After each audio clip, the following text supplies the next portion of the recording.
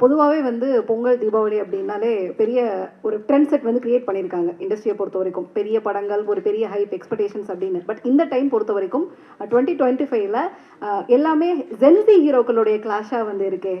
So அந்த ஒரு competition வந்து எப்படி பார்க்குறீங்க? ஏன்னா உங்கள் கூட ரிலீஸ் ஆகிற அத்தனை படங்களுமே வந்து பார்த்தீங்கன்னா ஜென்சியோட ஃபேவரட்டாக இருக்காங்கல்ல, அந்த ஹீரோக்கள் படமாக ரிலீஸ் ஆகுது. ஸோ முழுக்க முழுக்க இந்த கிளாஷ் எப்படி பார்க்குறீங்க? இது ஃபஸ்ட்டு நான் வந்து இது கிளாஷாக பார்க்கல. யாருக்கும் போட்டி இல்லை, எல்லாரும் சேர்ந்து வரும். எல்லா படமும் வெற்றி பெறணும்னு ஆசைப்பட்றேன். ஸோ கிளாஷ் நான் படம் பார்க்கும்போது கிளாஷ் அந்த மாதிரிலாம் பார்த்துருக்கேன். ஆனால் இப்போ நான் படம் பண்ணும்போது வந்து எனக்கு அது ஒரு மாதிரி கிளாஷாகவே தெரியல. இந்த படமாக ஓடணும், ஏன்னா ஒரு படத்துலையும் ரொம்ப எஃபர்ட்ஸ் இருக்குது. எனக்கு அது புரியுது.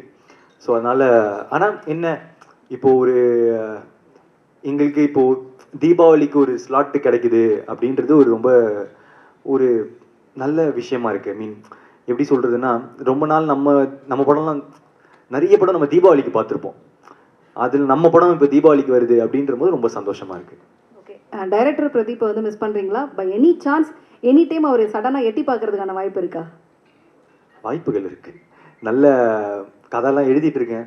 ஆனால் எனக்கு வர கதையை விட நான் வச்சிருக்கிற கதை கொஞ்சம் நல்லா இருக்கணும். இது வர கதையெல்லாம் இந்த மாதிரிலாம் ரொம்ப நல்ல டைரக்டர்ஸ் இந்த மாதிரிலாம் வந்தாங்கன்னா கண்டிப்பாக அதை பண்ணுவேன்.